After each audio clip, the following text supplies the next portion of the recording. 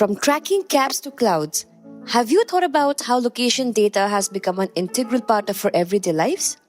If you're interested in knowing the science of location better, our Introduction to Geospatial Science and Technology course is the perfect starting point for you. Designed for curious minds from all disciplines, perfect for newcomers and working professionals, this course unpacks the science and real world applications behind geospatial technology. Don't miss the chance to learn from the best in the field. Applications closing on 7 June.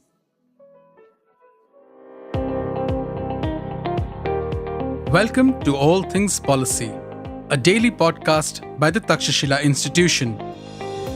We are a bunch of policy nerds based in Bengaluru, and we like bringing fresh perspectives to Indian affairs and Indian perspectives to global affairs. So grab a cup of coffee, sit back, and join us for today's chat. Hello everyone, welcome to All Things Policy podcast. I am Avinash Shet, a research analyst on the high-tech geopolitics team at the Takshashila Institution. I am here with Dr. Nithiyanandam, a professor and the head of Geospatial Program at the Takshashila Institution. Today, we are deep diving into a challenge that has become all too familiar during this monsoon season, specifically here in Bangalore, the urban floods. Now, we have seen all these images, experienced the disruption, and felt the impact of our city. And that's the Bangaluru's vulnerability to heavy rains. So I would like to welcome Dr. Nithiyanandam. And I would like to shoot out the first question is... Thank you, Avinash, first of all, to have me here for your discussion. Yeah, please go ahead. So the first question, which I want to even understand, what makes urban flood different than any other flood? Is it, in terms of the cost, in terms of its effect, impact, what does that make it different than any other natural floods? See, okay, let me put it from my own understanding. The floods, generally happens along the banks, right? In a regular case, in a historical flood, it happens along the river banks, and then people, move from that place to other place during floods, right? But over the years, that after rapid urbanization, we are seeing floods in urban areas. The urban areas include cities, at times in rural areas also, right? So the urban and rural areas, instead of having floods only to a place where it is situated next to the river, we are getting floods in many places, right?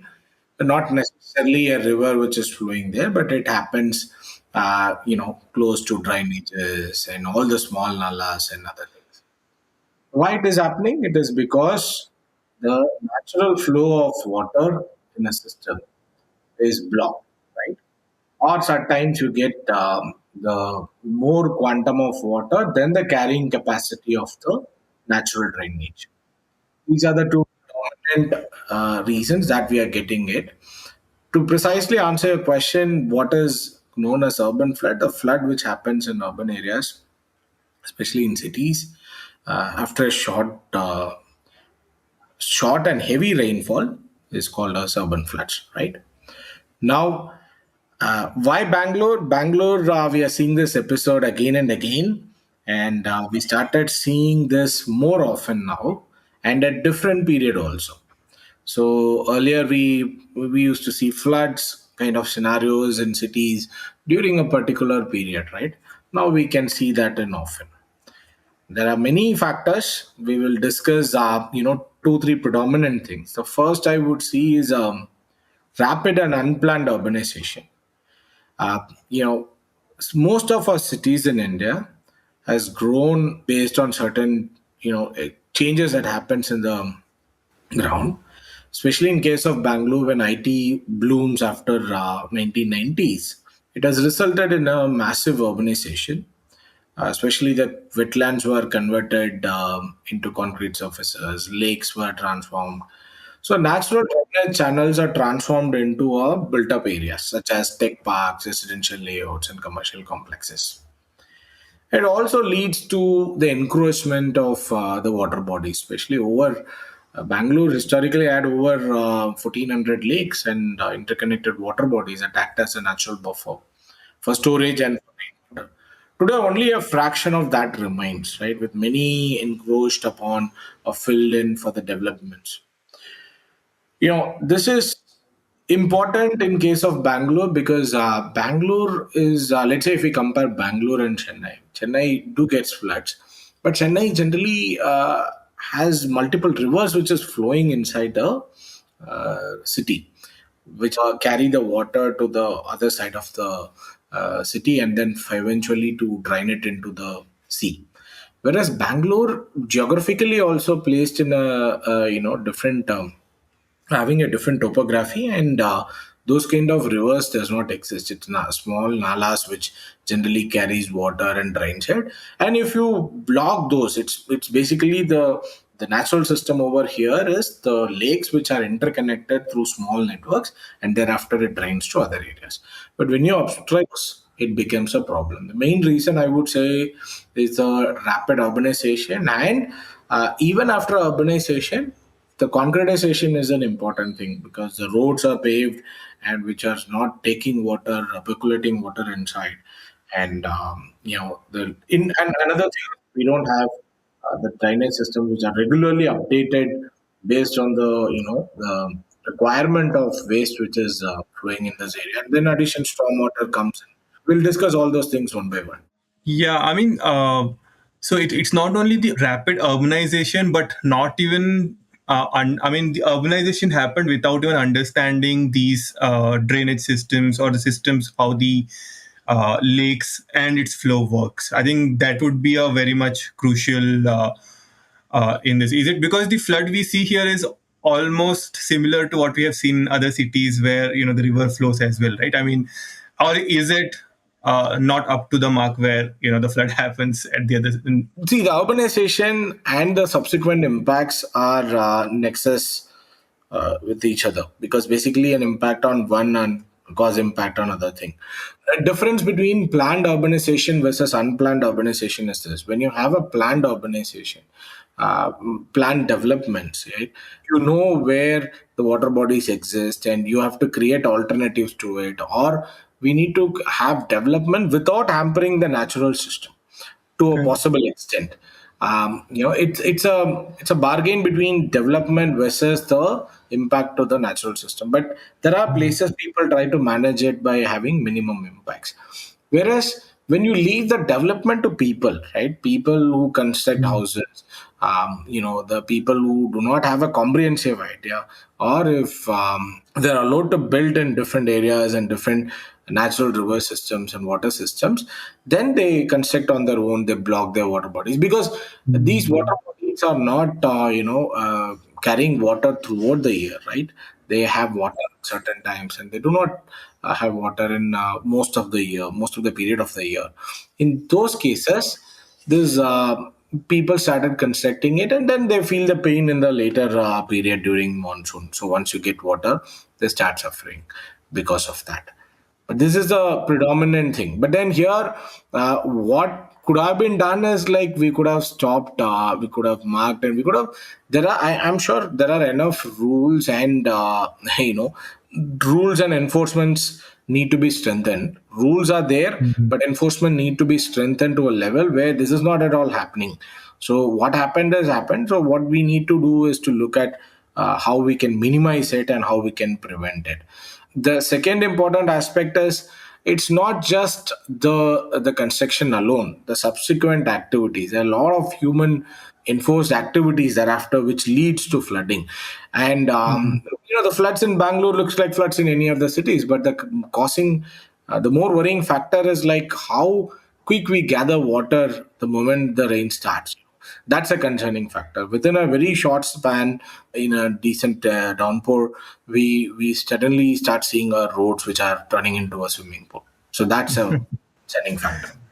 Yeah, I mean, how would you now that Bangalore is a Silicon Valley, a IT hub, and not only IT hub, it's hub for so many things, right? It's how do you think these floods would impact the Bangalore residents, its economy, commercial aspect, and in infrastructure itself, right? I mean, what is your view on the impact of the floods?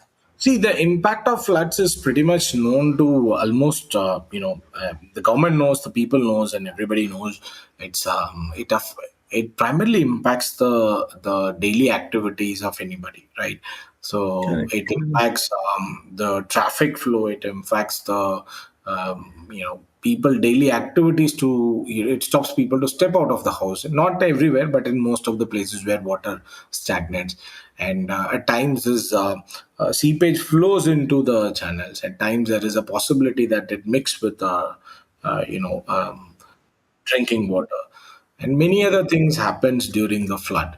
So these are all creates challenges for urban dwellers. So that is why flood has multiple impacts. And then of course for IT sectors, we know it impacts their movement towards their office. So thereafter it impacts their productivity and so on. More importantly, I think the the vehicle owners in Bangalore are now adapted to it. Mostly, the subsequent causes it creates to vehicles. It's pretty much recurring again and again every year. Maybe next step would be to have amphibious cars in Bangalore roads. You can do that because you're not having this, throughout the year again. It's a very short span of, Yeah. Yes. Yes. rainfall. So you need to have a system where hybrid kind of system where you can use it for a short while, but then thereafter it needs to be put back to things on wheel.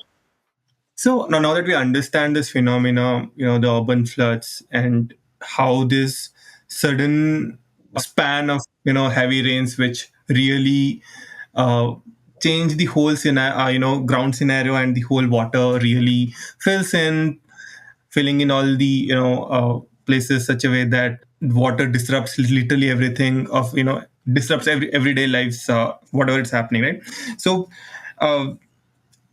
My next question would be very much related to what as you are an expert in geospatial technology. So now this floods can be either in what ways the geospatial technologies are fundamentally which can be used to really it's like a blanket question is how in what ways, what kind of technologies which can really help in tackle not only uh, the mitigation of the flood itself, but initial planning, which in terms of the urban planning, right, in terms of how you mitigate it, how you respond to the flood. So in what ways this whole geospatial technology helps?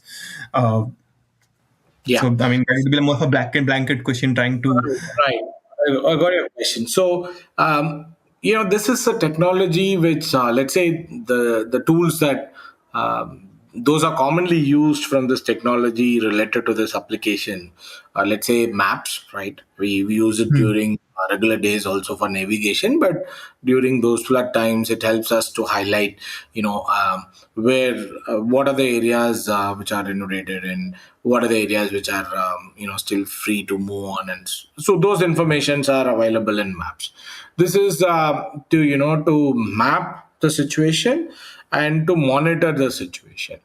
And also, during this monsoon period, most of our optical satellites are gone, which means the clouds impact the possibility of capturing information on ground. So those are were not useful during that period. So that is why we are not seeing much of satellite imageries of how flood impacted on ground, right? Technically, that's the reason behind why we are not able to get it. If the water stagnates for a couple of days, when clouds get clear, we get satellite images. But at the particular time, even if rain stops, you will not able to find satellite images because clouds are predominantly, blocking the information on ground. Mhm. This is about satellite data sets. That's why it is not used in this scenario. But in lieu of that, we have microwave data sets which can precisely help us to map um, you know, the flooded areas on ground. But that too comes with a specific time period of acquisition, and that too comes with specific resolution, which means how accurate it can figure out. Will it able to map the water stagnant on a small gully, or will it able to map the water which is stagnant on a larger ground? So those kind of trade-off are there with the microwave data, and the precision in calculation also comes as an important thing. Now, Mhm. so while these tools are there and technology is there, and these are all mapping and monitoring, right? So we can also predict using the geospatial data by understanding the topography and understanding the position and the movement of the water in a real life scenario, and then predicting it how it will behave when you get this much of rainfall and things like that. But that requires a precise understanding of topography. How we can do that? We can, for a small area, people generally carry out survey. For a larger area like cities, people do aerial surveying, and microwave data helps to get that classically. But then modern day systems like lidar, light detection and ranging, also helps to get that information. Now, what lidar can bring in? Lidar can actually bring in a very precise elevation differences on the ground.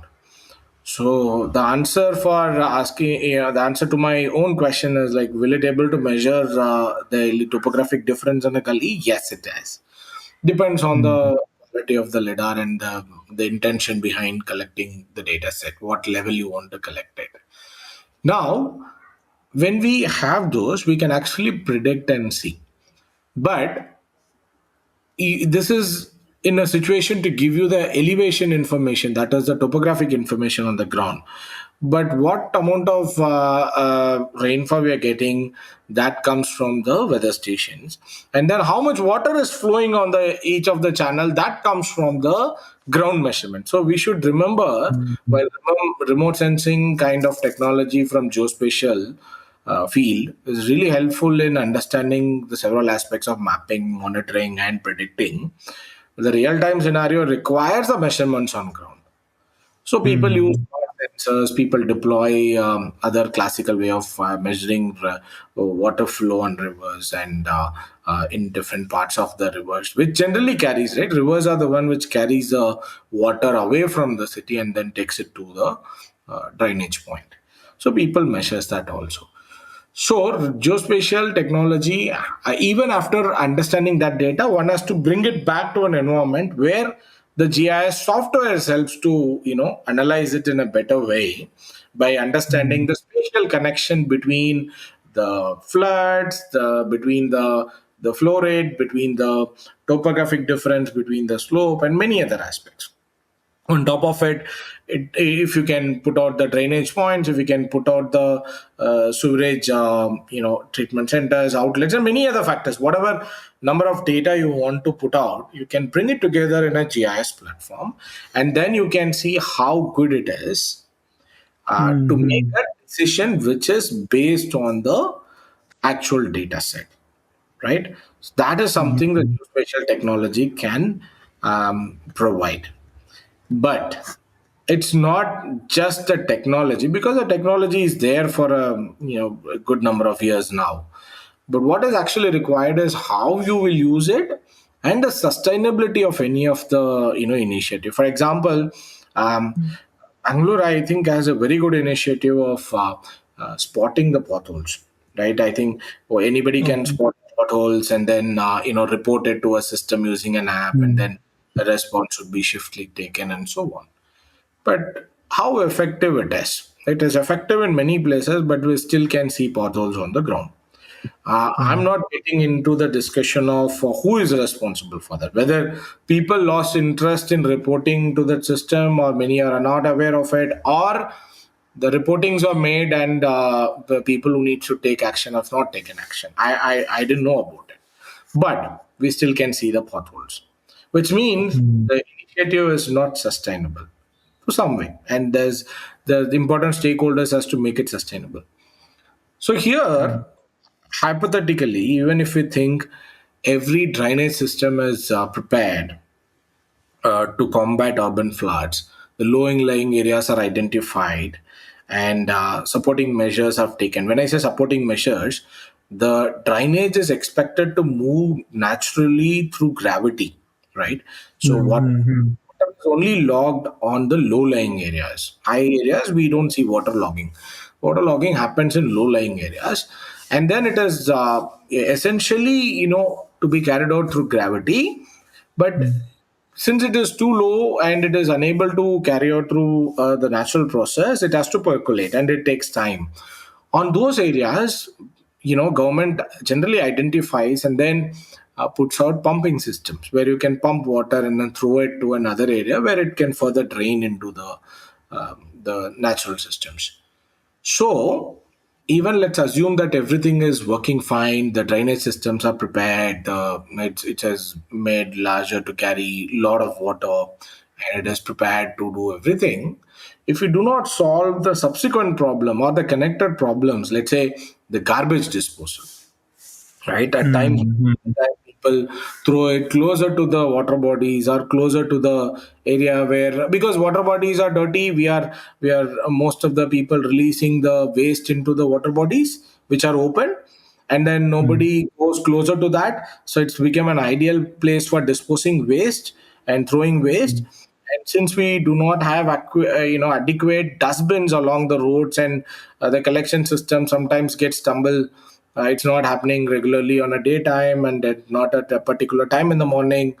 So people are throwing garbage. So when you throw garbage closer to the water body, it gets clogs, and then Mhm. it blocks the drainage systems.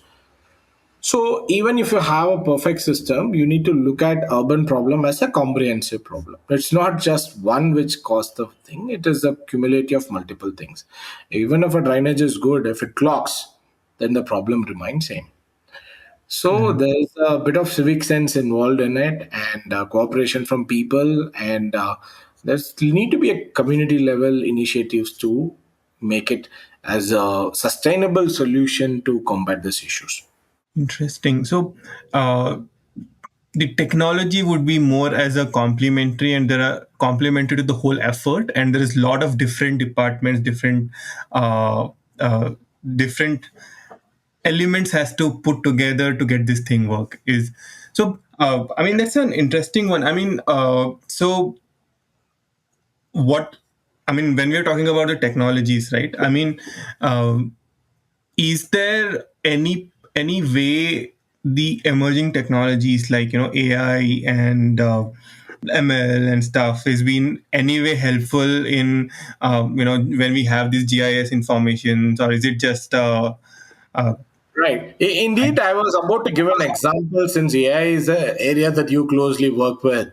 So, but then you posted this question, and it forced me to bring in by interrupting you. Um, well, the AI, anybody would ask this question. Forget about geospatial tools and technologies. Anybody can ask, can we use AI to solve this problem today? Well, you can use AI to solve the problem. It's not just a technology which is limiting us. There are mm, complex things that are associated, the multiple things, as I said earlier. But what these technologies can bring, value addition to what we are doing is understanding the pattern of a particular activity for over a period of years, months, and days. That helps us to make a decision. Let's say a simple hypothetical case which I could remember now is like, if an AI is built on built over a camera which looks after 10 places where commonly people dumps waste in a particular area, will it okay. help us Mhm. to understand a pattern, like why people are throwing first, when are they throwing, at what time of the day they are throwing? This is something which helps us to understand the pattern, why they are throwing. And they may not have proper dustbin, what time they are throwing. Maybe people who are going early to office in the morning, they're not there at the time when waste collection people comes to Mhm. the place. And they may throw it at night when nobody sees it, right?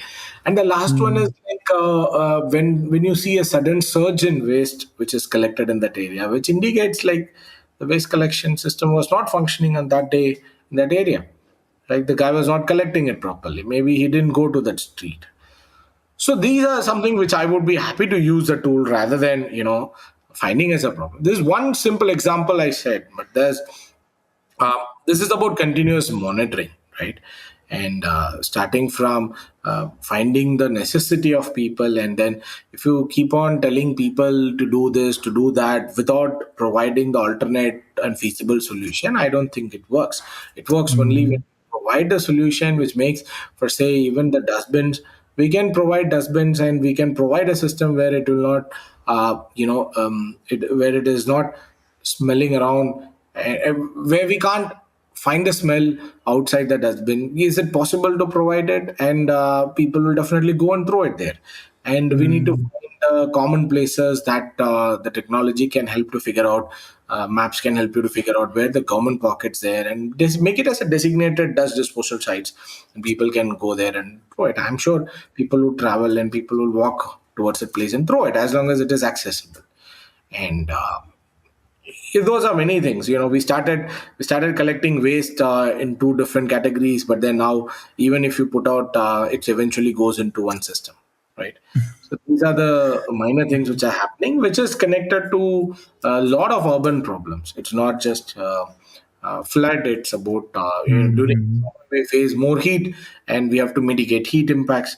During the heavy downpour or pre-monsoon itself, we struggle and we look into floods.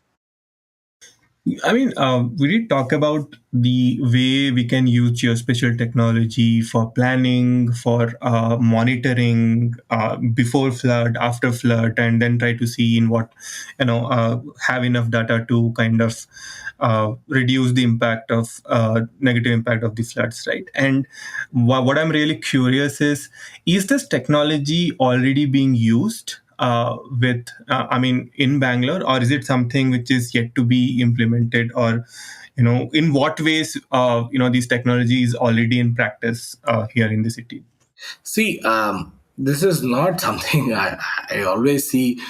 People says whenever you say something, this is a problem that can be solved through geospatial technology. Oh, people say, oh, geospatial. Sare ke liye, these people are talking about geospatial, right? But we are not calling geospatial as a G-Boombo technology, right? It is a T-Go technology for every problem that human faces. It is not. But every problem that has a spatial connect to it, right? Hmm. That has something to do with geospatial technology. And the technology is wide. It is not just mapping, it is not just remote sensing, it is not just positioning system. Tell me, Avinash, today, any technology which does not require maps, which does not Hmm. require space based observations, it does not require the positioning system, especially the one which largely impacts our life, our mobile phone, per se. It requires, Right. right? That is why we say geospatial technology is becoming, a crucial part of our daily life. This so the technology has a lot to offer, and now it is brought together under an umbrella, and that's why it became geospatial. Otherwise, in the early days, we call it as GIS, remote sensing, and GPS Hmm. and GNSS. Now we call together, like, will this technology together be useful, right? Now, Correct. coming precise to your question on whether Bangalore used this. Bangalore is one of a pioneering city in having the digital maps, right, in India. We have digital Yeah. maps, and we are seeing it being used innovatively in many places.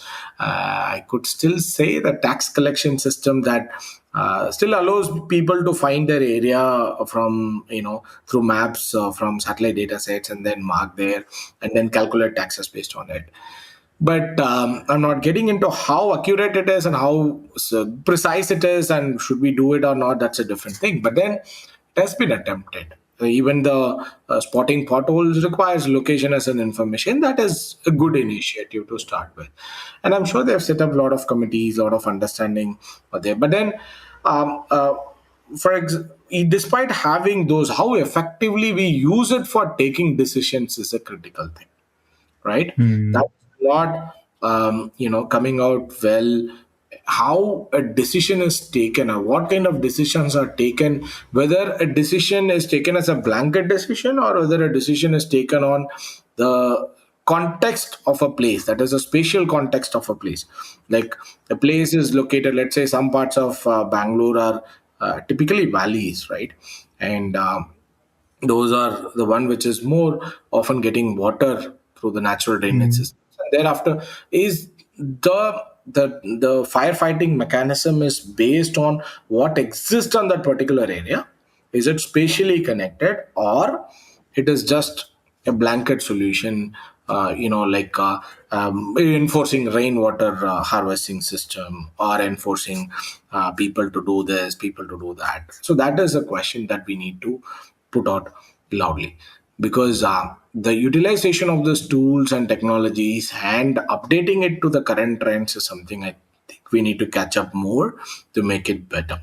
But for sure, the city is one of pioneering in these initiatives, and a city which can appreciate, and the bureaucrats in the city are someone who can appreciate this kind of technologies. But we need to take it forward more to the realistic ones. Nice. Yeah. So, where do you see this technology? Not specifically this technology, but any technology really kind of helping, build Bangalore flood resilient in next 5 to 10 years? Is there a direction we can see?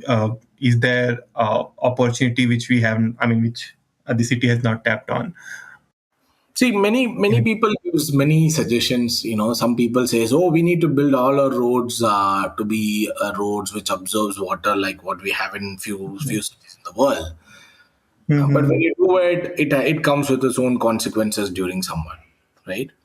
And even if it percolates, where it takes down, is it going to take down to the natural system that it can further percolate and recharges your ground aquifers?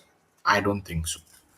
Or there's another discussion on recharging the aquifers by enforcing strict rainwater harvesting. Those are there, but there are good people who did exceptional work. Those are the people suggestions to be taken, and then the rainwater harvesting has to be enforced actively, in my understanding, because many are happy to get a tanker of water during summer, right? Almost every alternate day for their household purposes, since their groundwater is completely drained out. But they are not ready to utilize the water during this heavy monsoon, properly stored using high tech filters, and that can be used to recharge groundwater and so on. Because this is something you can't see, right? When you don't see it by yourself, people are not believing it. People are believing like, even make karne ke baad bhi what will happen? Like, even if I do this, if it didn't work, then it's waste of money. But then what you're trying to do is trying to make use of resources which are at your end, rather than believing it on the tank, leaving it on the tankers, because we are affordable, we are buying it. People who are not affordable, able to buy it. So those kind of cultural changes needs to come up, and we need to consider water as a precise resource. Despite having too much of water during, we're talking about floods, right? But at the same time, Mm-hmm. we have severe water scarcity, and which is going down much Yes. much stronger every day, every year. And still Correct. many people wash their car freely using the water which is pumped. At few places in Bangalore, you're still blessed with huge groundwater, very good Correct. groundwater. So people still use it, in a irresponsible way, and waste it, right? So in one side you are looking for more water, one side you don't have. So how to, I think there's more and more community-driven initiatives need to be there. Tech is one way you can solve the problem, you can bring out solutions, but how you translate it, what I feel is more of community deliberations are required. There's known the city is Mm-hmm. be a place where a lot of learned people exist, and but when it comes to these things, I think we need to educate people again, and we need to come together, and we need to understand the problem from the wider lens, not just you know waterlogging as a waterlogging thing. Always we blame, the water comes from other area to our area, and that blocks our thing. Yes, Mm-hmm. it's a natural system that carries out this.